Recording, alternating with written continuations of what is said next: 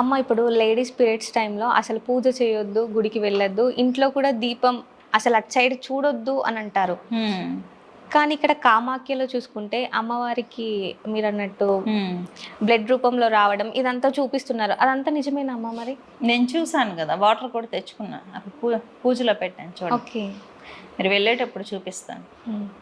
మొన్న రక్త వస్త్రం, మొన్న అంబవాచి ఉత్సవాలు అయ్యాయి కదా, రక్త వస్త్రము అమ్మవారి పీరియడ్స్ అయ్యే టైంలో అక్కడ వాటర్ నేనే తీసుకుని వచ్చా. ఎందుకంటే అక్కడ గుడి క్లోజ్ చేసే ముందు రెడ్ కలర్లో వాటర్ ఆల్రెడీ బయటకు వచ్చేస్తుంది.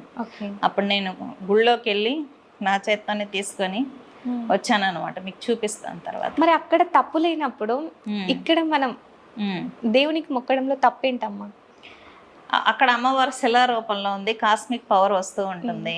ఆ శక్తిని పొందడానికి మనం వెళ్ళి ఉపాసనలు చేసుకుంటాం. ఇక్కడ స్త్రీలకి ఏంటంటే పీరియడ్స్లో ఉంటే తప్పంటారు.